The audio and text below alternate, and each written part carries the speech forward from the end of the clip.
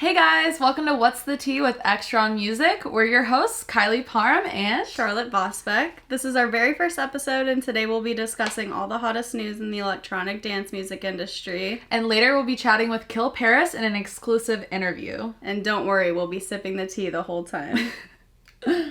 Now let's catch up on some hot news.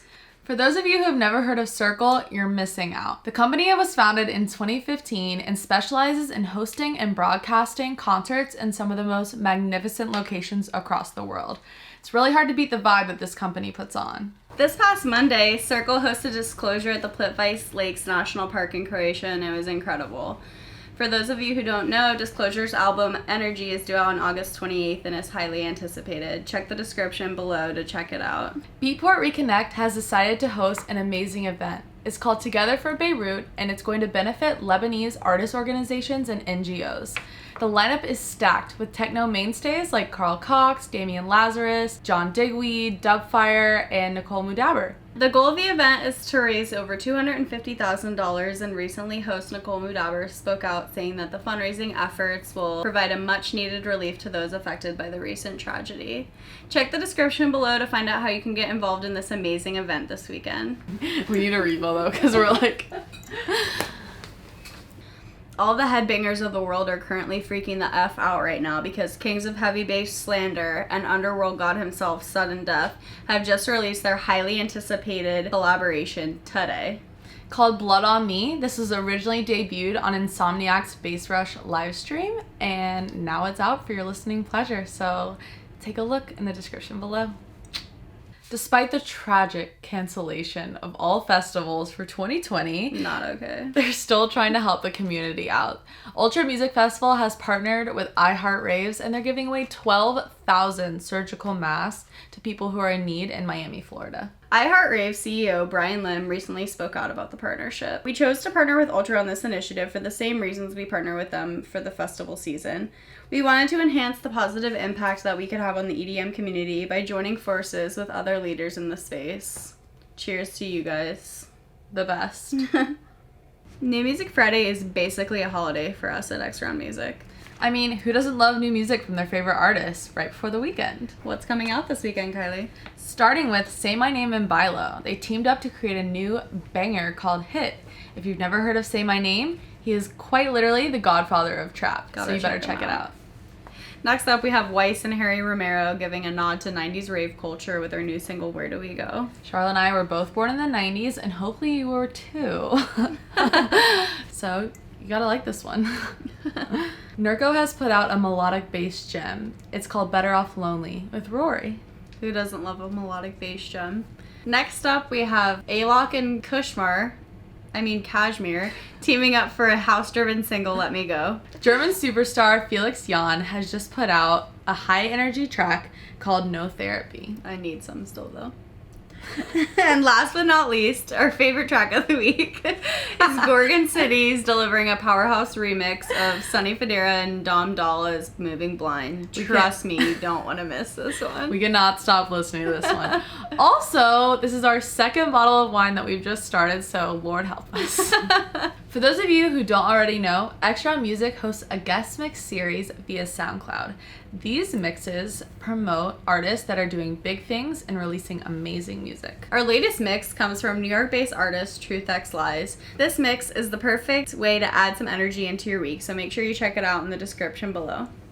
Now let's check out some upcoming albums that have caught our attention. Following the release of the two lead singles, Desire with Zoo and Blame, Bob Moses gear up for their 6-track album release entitled Desire, due out on August 28th. The tracks are continuously mixed in this album, meaning each track fits together like a piece of a puzzle.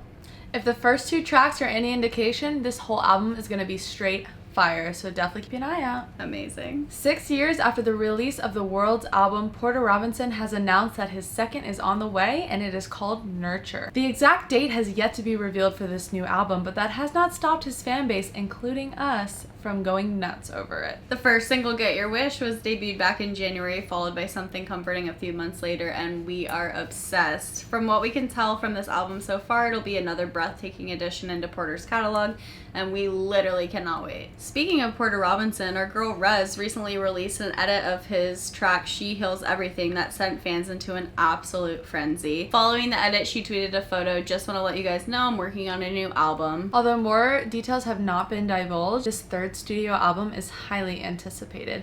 We can only expect a powerful body of music from the queen of bass music herself. Now the moment that you've all been waiting for, our exclusive interview with Kill Paris. Kill Paris is known for his friendly nature and his amazing bass-centric releases. He recently put out an EP called House with a Pool. It has a pretty interesting backstory that goes along with it. Fair warning, this is our first time recording a Skype interview, so we accidentally cut Charlotte out of it. Sorry, take a look. Hi, Corey. Thanks for joining us today. We want to start off by asking you to tell us a little bit about where you're from and your history with music. Well, yeah. Well, thanks for having me. Man, where am I from? I don't know. I've lived a lot of different places. It's from Indiana originally, and like started playing guitar, like in high school. Did that whole thing. Played in bands. Lived in Nashville for some time too, and like played bass in some country groups. Played bass in a metal group as well, and a bunch of other stuff like in Indiana, and then went to school for recording arts in Florida. And then I've lived in LA, I think like 2 or 3 times, and Colorado twice. This is my second time here. Yeah. So I don't know. I feel like I've lived like a lot of different lives, like through music. And I feel like that's for anybody that's been in music for a long time. That's kind of what happens. You just like try to find your footing and, try different things. And so, yeah. Why the name Kill Paris? Can you tell us a little bit about that? Yeah, I mean, kind of as like an angsty teenager, I really liked the Romeo and Juliet story. And Paris is like the guy who's like arranged to be wed to Juliet, and Romeo's like the scrub guy. And so I just always liked that because I feel like I've always had like a real like rebellious sort of personality.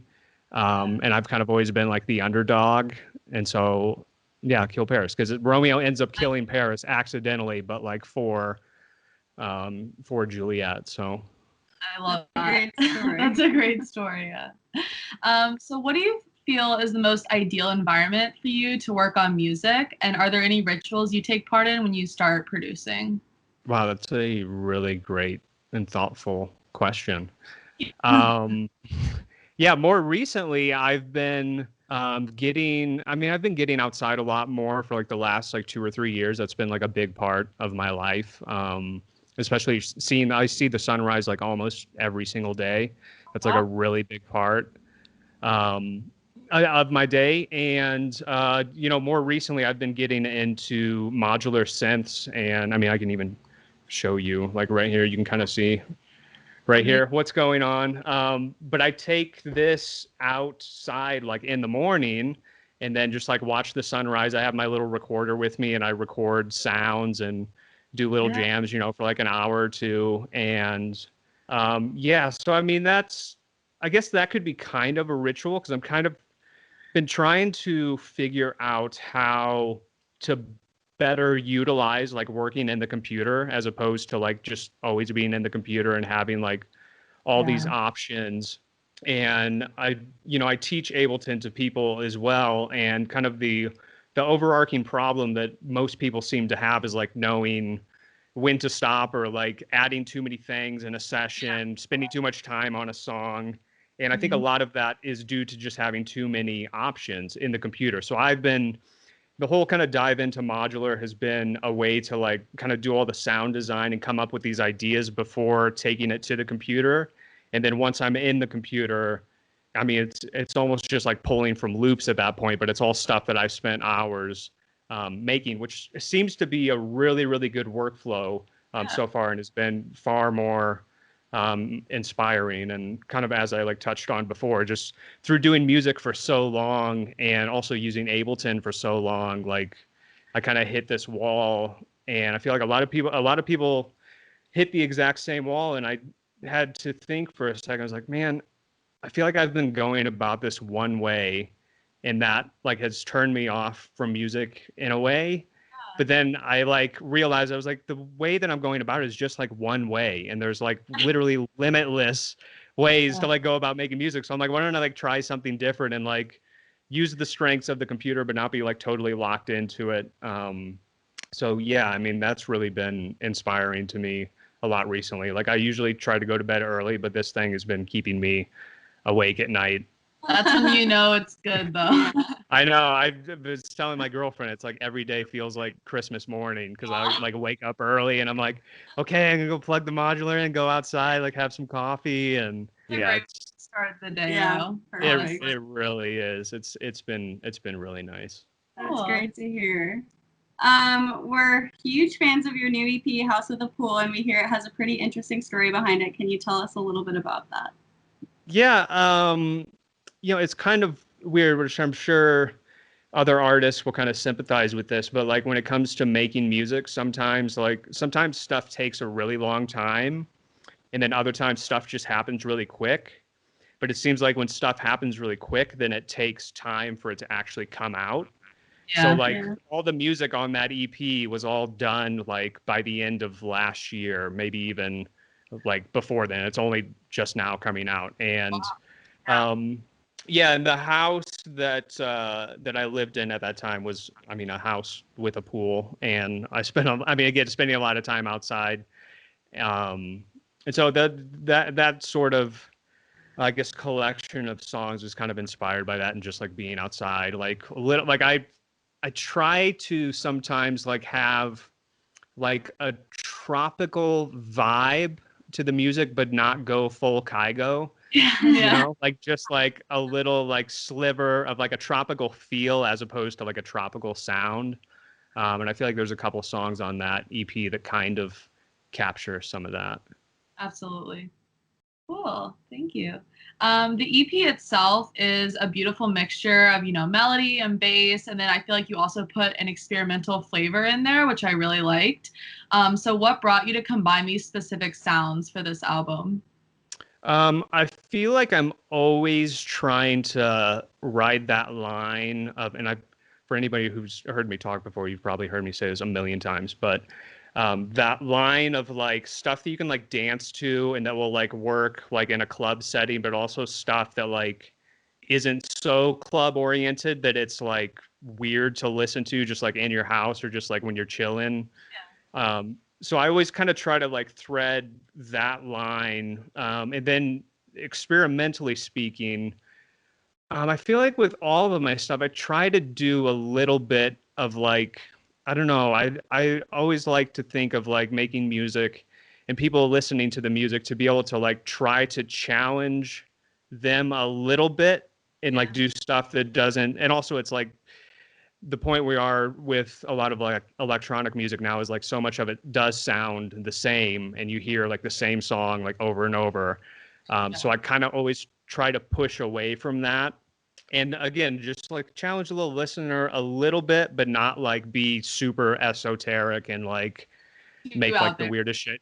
Yeah, exactly. You don't want to go like too out there. It can be fun sometimes, but trying to like piece that all together and then using the, sort of like a dance track, I don't know, sort of framework to kind of fit that stuff in. Because some of it is dancey, but then like a song like Way Out is like a little bit, I don't know, I guess that would be kind of like experimental because there's like some guitar, but then it goes to this like dark bassy part. Yeah. So I mean, I don't know. I let the What's that? I loved it though. It was like a really thank you. combination. Yeah. Sets you apart for sure. Thank you.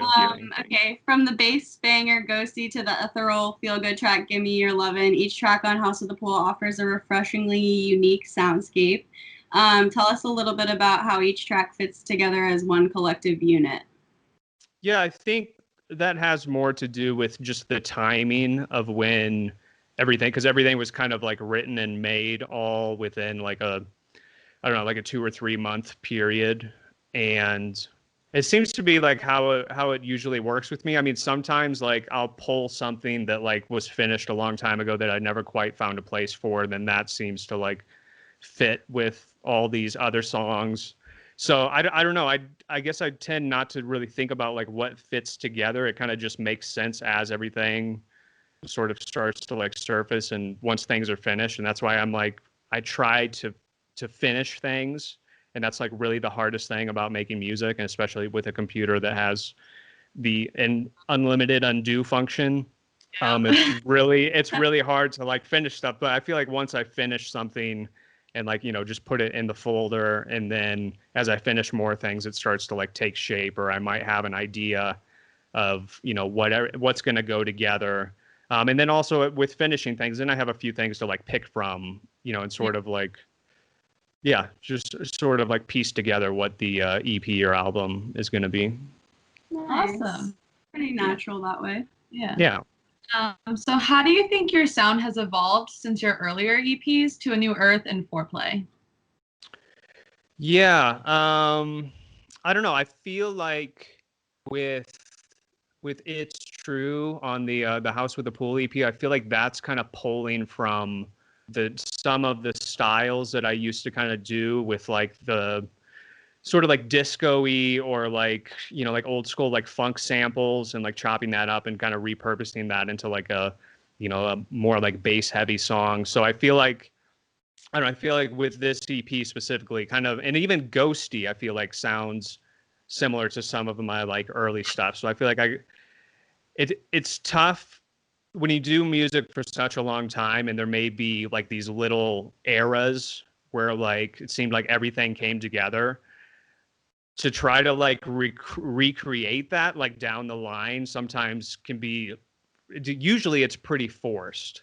Mm-hmm. I feel like, and I tried not to do that, and again kind of taking a bit of an experimental route, which I feel like I have taken with my 2 albums and maybe some singles here and there. But I think it's pulling from some of that old stuff, but then also like, I don't know, I feel like my mixing has definitely like gotten a little bit better, and I'm have a little bit more perspective on songs to make them like sound better and translate better, which is always like, that's like one of the hardest things about making electronic music, and especially like when I mix and master everything myself. It's like, it's a lot of things to make sure that everything sounds right and to keep perspective, because you're the person that's just been like zeroed in on it for so long, so yeah.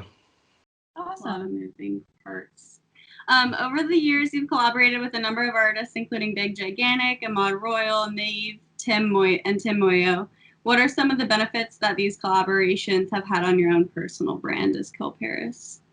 Yeah, I mean, I think for me, it always comes down to having good vocals on songs, because like I've sang a little bit like on Why We Feel This Way, like I sang on that, and then on my Galaxies with Ennis, I sang on the song Random.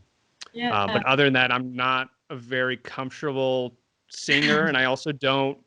It's weird, and I'm sure some people, again, might like recognize this in themselves, but I don't really, not to sound harsh, but I don't really care much about like vocals and like lyrics so much. Like the music is much more interesting to me, because it's like it's not tied to a language necessarily. It's more this like freeing and thing you're able to interpret. So I always struggle with like writing lyrics or like doing vocals or anything. So it's really great to work with really good singers, or just people that are cool and can add that extra layer to a song, when vocals are appropriate for it. I feel like that's kind of like the best thing. Yeah, for sure. Do you have a favorite track in your catalog, or just a track that stands out the most to you as an artist? I mean, I feel like Random is one of those ones that me personally, that's one of a song that I feel like the concept of the song is something I've wanted to make for a long time, because like the way that was made, I was singing, but I was using the MIDI sprout, which takes like your body's electricity or the electricity of like a plant and then translates it into musical notes that then you can take those notes and have it play whatever. And with Random, I had I was holding on to those electrodes, so it was shooting off all of these notes, and then those notes were triggering like the vocal harmonizer, which is doing all the vocal harmonies. And it's like when you use the MIDI sprout, it is like it's kind of like it feels random or sounds random, like the notes that are coming out, because it's just like the electricity in your body's changing so rapidly that it's just like firing all this stuff out. So to piece all that together into a song, and then the song being about like how things feel random, but you know, just like keep going. I feel like that to me, like as a concept, even though it's not like, not many people have heard that song because it's like at the end of the album, it's like one of the least played songs of mine, which always tends to, I feel like other artists watching this, like, tell me if I'm wrong, but I feel like usually my favorite songs are never the songs that like do really well.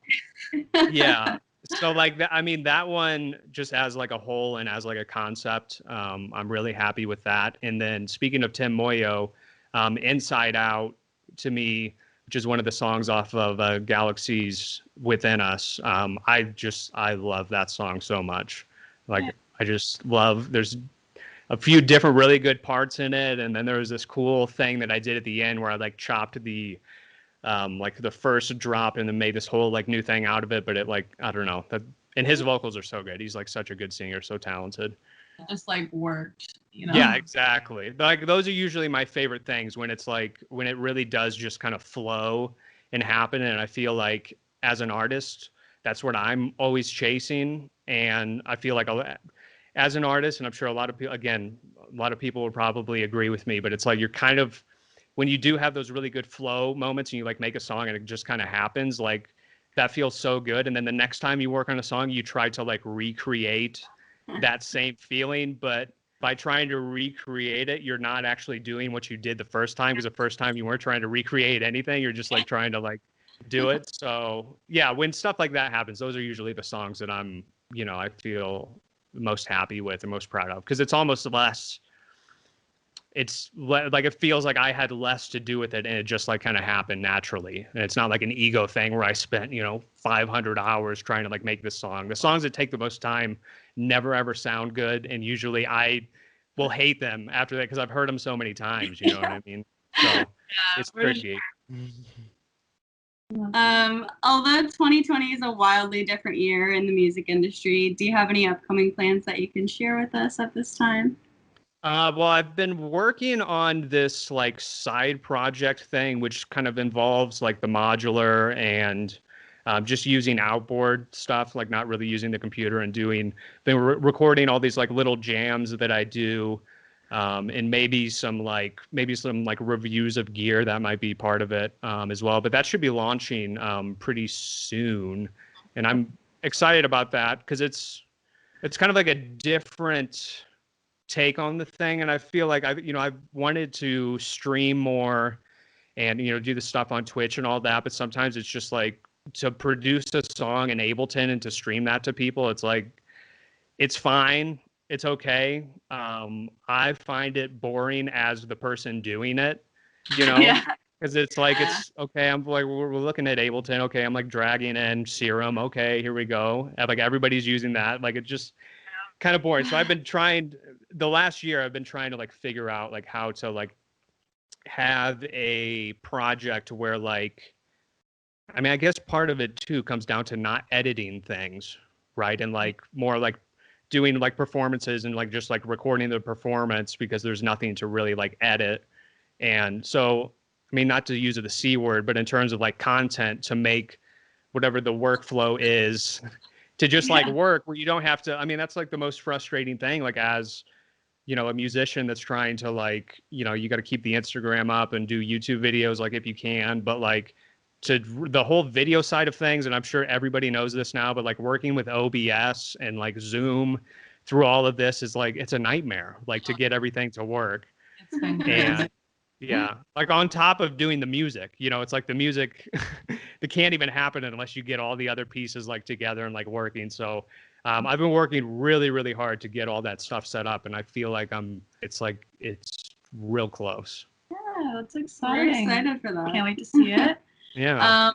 Yeah, thanks so much for talking with us today. It was really great chatting with you and learning more. Yeah, thanks for having me. I want to say that I saw your album had come out, and I literally listened to the entire thing straight through because I was on a walk, and I was so impressed. I loved it, and I just talked about it immediately. So thank you. Thanks for meeting with us, and absolutely. good luck on everything. Alrighty, you too. Thank you. Bye-bye. Thank you guys so much for tuning into the first episode of What's the Tea. Now that we've officially had 2 bottles of wine, we are not okay.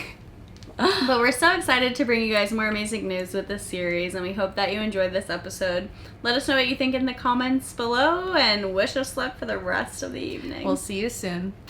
I can't do it. I can't do it. You can do it. I can't do it. All right, more.